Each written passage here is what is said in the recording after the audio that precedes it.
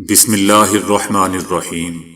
السلام علیکم دوستو، دنیا بھر کی خبروں میں آج آپ سنیں گے، لیکن اس سے پہلے اگر ہو سکے تو لائک اور سبسکرائب کا بٹن ضرور دبا لیں۔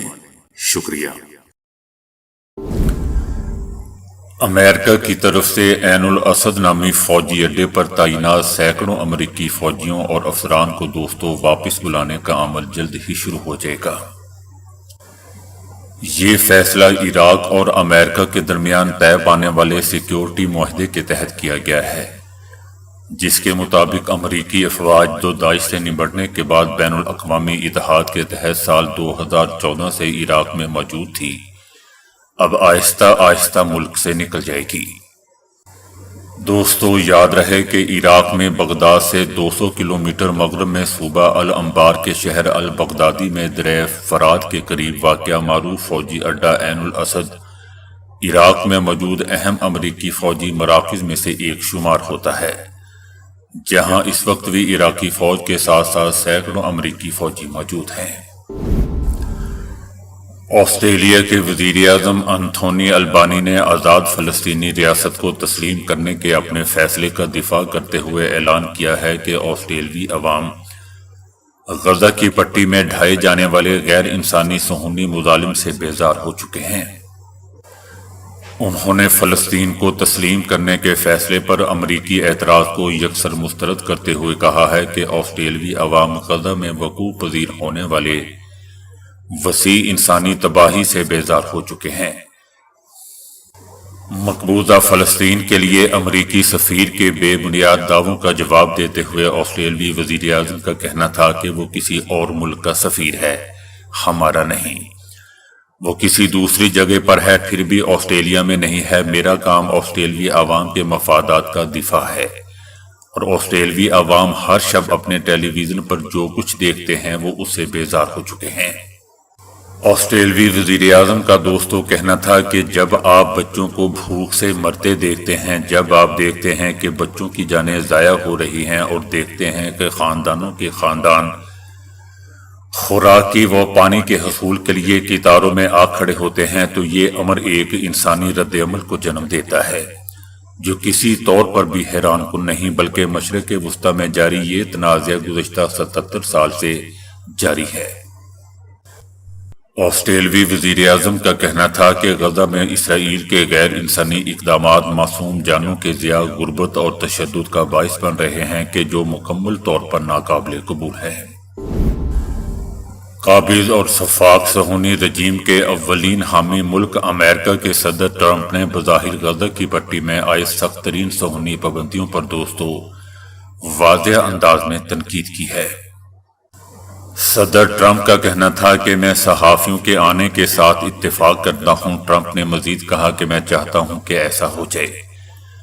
غزہ کے خلاف انسانیت سوز صہیونی جنگ میں اسرائیل کے لیے امریکہ کی غیر متزلزل حمایت کا اعلان کرنے والے صدر ٹرمپ نے بظاہر دوستو عالمی دباؤ کے زیر اثر غزہ میں عالمی صحافیوں کی آمد کی اجازت دینے کا موقف اختیار کرتے ہوئے کہا ہے کہ میں صحافیوں کو غزہ میں جانے کی اجازت دینے کے ساتھ متفق ہوں۔ یہ خطرناک تو ہے، لیکن میں اسے ہوتا دیکھنا چاہوں گا۔ دوستو یاد رہے کہ انتہا پسند امریکی صدر کا یہ بیان غزہ کی پٹی میں 5 فلسطینی صحافیوں اور کیمرہ مینوں پر اسرائیلی رجیم کے دیدہ دانستہ حملے کے چند روز بعد سامنے آیا ہے، جبکہ اس حملے میں تمام کے تمام فلسطینی صحافی اور کیمرہ مین موقع پر ہی شہید ہو گئے تھے۔ غاصب اور شفاق اسرائیلی رجیم نے فلسطین صحافیوں کے گروہ پر اپنے اس حملے کے جواز میں کہا ہے کہ ان صحافیوں کا حماس کے ساتھ تعلق تھا۔ صحافیوں کے تحفظ کی عالمی کمیٹی کا کہنا ہے کہ جنگ غزہ کے آغاز سے لے کر اب تک کم از کم 184 فلسطینی صحافیوں کو مار دیا گیا ہے، اور یہ تعداد گزشتہ 30 سالوں کے دوران دنیا بھر میں ہونے والے تمام تنازعات میں صحافیوں کی کل اموات کا 1/3 ہے۔ امریکی صدر ٹرمپ کا کہنا ہے کہ مجھے لگتا ہے کہ روسی صدر پیوٹن ایک معاہدہ کریں گے۔ میری پابندیوں کی دھمکی شاید پیوٹن کو ملاقات پر آمادہ کرنے میں مؤثر ثابت ہوئی ہے۔ ان کا کہنا تھا کہ صدر پیوٹن سے ملاقات کے لیے اقتصادی ترغیب دیے جانے پر کچھ کہنا مناسب نہیں سمجھتا۔ اقتصادی ترغیبات اور پابندیاں بہت طاقتور ہوتی ہیں۔ ان کا کہنا تھا کہ صدر پیوٹن سے ملاقات کے بعد یوکرینی صدر کو بھی ملاقات کے لیے بلاؤں گا۔ فالو اپ ملاقات کے لیے 3 ممکنہ مقامات کا آپشن موجود ہے۔ اگر ملاقات ناکام ہوئی تو میں کسی کو فون نہیں کروں گا۔ نہیں جانتا کہ فوری جنگ بندی حاصل کر سکیں گے یا نہیں۔ ان کا کہنا تھا کہ صدر پیوٹن سے ملاقات اچھی رہی تو یوکرینی صدر اور یورپی رہنماؤں کو کال کروں گا۔ روسی صدر سے ملاقات کے فوراً بعد پریس کانفرنس کروں گا۔ پریس کانفرنس میں مشترکہ ہوگی یا نہیں یہ نہیں جانتا۔ دوستو، مودی حکومت کی خارجہ پالیسی بری طرح ناکام ہوگی، جس کے بعد امریکہ نے بھارت پر مزید ٹیرف عائد کرنے کی بھی دھمکی دے دی ہے۔ امریکہ نے بھارت کو خبردار کر دیا ہے کہ صدر ٹرمپ کی اگر روسی صدر پیوٹن سے ملاقات یا مذاکرات ناکام ہو گئے تو مزید اقتصادی پابندیاں اور ٹیرف ہم بھارت پر عائد کر دیں گے۔ امریکہ کا کہنا ہے کہ بھارت پر اس طرح مجموعی ٹیرف 50% تک پہنچ چکا ہے۔ اگر صدر پیوٹن سے صدر ٹرمپ کے مذاکرات ناکام ہوتے ہیں تو بھارت پر یہ ٹیرف مزید بڑھائے جائیں گے۔ امریکہ کے دوستو، اس تازہ بیان سے بھارت کی تجارتی منڈیوں پر ہلچل مچ چکی ہے اور مودی سرکار کی معاشی حکمت عملی پر بھی سوالیہ نشان لگ چکا ہے۔ یاد رہے دوستو کہ امریکی اور روسی صدر کے درمیان اہم اور تاریخی مذاکرات الاسکا میں ہوں گے، جس میں یوکرین جنگ اور روس پر عائد اقتصادی پابندیوں پر تبادلہ خیال کیا جائے گا۔ صدر ٹرمپ نے اعلان کیا ہے کہ وہ چاہتے ہیں کہ یوکرینی صدر بھی اس میں شامل ہوں، بشرطے کہ دونوں فریق رضامند ہوں۔ اگر یہ ملاقات ناکام ہوئی تو اس کے سب سے بڑے متاثرین میں بھارت شامل ہوگا، جو روس سے پیٹرول خریدتا ہے لیکن امریکہ کا اتحادی بھی بننے کی کوشش کر رہا ہے۔ جب بھی جی چاہے نئی دنیا بسا لیتے ہیں لوگ، ایک چہرے پر کئی چہرے لگا لیتے ہیں لوگ۔ سحری لدھیانوی کے مشہور گیت میں شامل یہ ابتدائی مصرے دوستو آج کانگریس گا رہی ہے۔ کانگریس نے دوستو مذکورہ بالا مصروں کو الیکشن کمیشن کی کارگزاریوں سے جوڑ دیا ہے اور بتایا ہے کہ الیکشن کمیشن ووٹ چوری کے مقصد سے کئی چہرے لگا رہا ہے۔ کانگریس کا کہنا ہے کہ ووٹر لسٹ کو لے کر جس طرح کے انکشافات ہو رہے ہیں وہ حیران کرنے والے ہیں۔ مثلاً ایک نام چہرے کئی، ایک چہرہ نام کئی، ایک چہرہ ایک نام پتہ کئی۔ کانگریس نے انکشاف کیا ہے کہ یہ بھی ثابت ہو گیا ہے کہ پارلیمنٹ انتخاب فرضی ووٹر لسٹ کی بنیاد پر ہوا تھا۔ کانگریس کا کہنا ہے کہ ووٹ شماری کے دن نصف وقت تک نریندر مودی وارانسی سیٹ پر شکست کھا رہے تھے، لیکن انہیں فرضی ووٹر کی لسٹ کے ذریعے فتح یاب کر دیا گیا۔ کانگریس کا کہنا ہے کہ اگر کانگریس کو وارانسی کی الیکٹرانک ووٹر لسٹ مل جائے تو یہ ثابت ہو جائے گا کہ وزیر اعظم نریندر مودی چوری کی کرسی پر بیٹھے ہوئے ہیں۔ کانگریس نے راہل گاندھی کی 7 اگست کی پریس کانفرنس کا ذکر کرتے ہوئے کہا کہ اس دن ہندوستانی سیاست میں زبردست بھونچال آ گیا تھا۔ اس پریس کانفرنس کی وجہ سے بی جے پی 6 دنوں تک صدمے میں رہی۔ کانگریس کا کہنا ہے کہ راہل گاندھی کے ذریعے 1 ہفتہ پہلے کیے گئے انکشافات کو ہم صحیح ثابت کر دیا ہے۔ اب صرف اپوزیشن ہی نہیں بلکہ پورا ملک ووٹ چور گدی چور کا نعرہ لگا رہا ہے۔ شدید بارش اور اچانک آنے والے تباہ کن سیلاب نے دوستو کشتواڑ کے علاقے جسوتی گاؤں میں قیامت برپا کر دی، جس میں اب تک کم از کم 70 افراد مارے جا چکے ہیں، جبکہ 100 کے قریب لاپتہ بھی ہیں۔ ہلاک ہونے والوں میں ہندو یاتری بھی شامل ہیں جو ایک مقامی مزار پر حاضری کے لیے آئے تھے۔ حکام کا کہنا ہے کہ اچانک آنے والا کلاؤڈ برسٹ گاؤں وہ بہا کر بڑے پیمانے پر تباہی لے آیا، جس سے ایک عارضی کچن سمیت درجنوں ڈھانچے بہہ گئے۔ عینی شاہدین کا کہنا ہے کہ پانی کا بڑا ریلا آنے سے ایسے محسوس ہوا جیسے زلزلہ آ گیا ہو۔ تقریباً 50 زخمیوں کو ہاسپٹل منتقل کر دیا گیا ہے۔ ماہرین کا کہنا ہے کہ موسمیاتی تبدیلی اور غیر منصوبہ بند ترقی کے باعث مون سون کے دوران اس طرح کے تباہ کن سیلاب اور لینڈ سلائڈنگ میں اضافہ ہو رہا ہے۔ بھارت میں مودی سرکار نے فوجی افسران کو گیم شو میں شامل کر کے فوج کے وقار کو مجروح کر دیا۔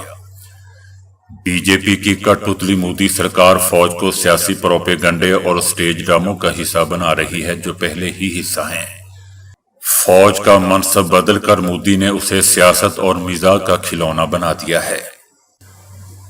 15 اگست کی مناسبت سے بھارتی فوج کی خواتین افسران نے وردی میں گیم شو کون بنے گا کروڑ پتی میں شرکت کی۔ تینوں افسران نے شو میں آپریشن سندور کے حوالے سے نام نہاد کامیابی کے متعلق گفتگو بھی کی۔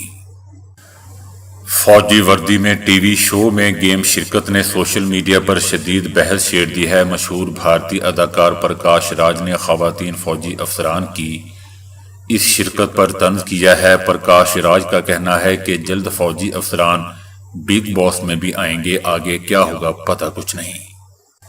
بھارتی عوام نے بھی سوالات اٹھا دیے ہیں کہ پیشہ ور فوج کے ارکان تفریحی پروگرام میں کیوں شریک ہوئے۔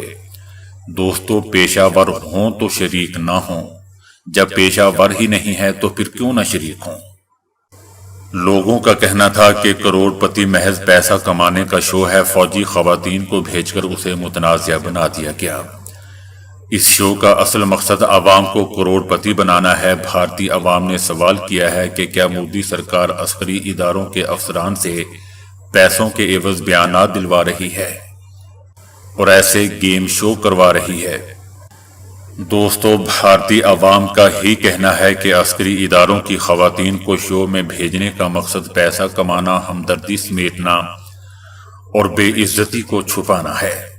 دوستو، دنیا بھر میں ایسا کہیں نہیں ہوتا اور دنیا بھر کی کوئی فوج ایسا نہیں کرتی۔ دنیا بھر سے بھی اس اقدام پر تنقید سامنے آ رہی ہے اور اسے غیر معمولی قرار دیا جا رہا ہے۔ ناقدین کا کہنا ہے کہ فوجی افسران کی شو میں شمولیت نے عسکری وقار کا تمسخر بنا دیا ہے، انڈین آرمی کو ننگا کر دیا ہے، اور لوگ دوستو غلط قسم کے گانے بھی گا رہے ہیں کہ پیسہ وخا تماشا دیکھ، پیسہ وخا کے موڈ بنے وغیرہ وغیرہ۔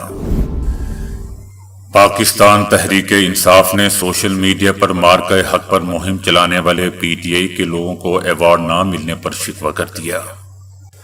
فیصل جاوید کا کہنا تھا کہ عمران خان نے جیل سے کہا تھا، پیغام دیا تھا کہ قوم متحد ہو جائے۔ ان کے سوشل میڈیا ٹائیگرز نے مارکہ حق پر مہم چلائی لیکن ان ٹائیگرز کو ایوارڈ نہیں دیے گئے۔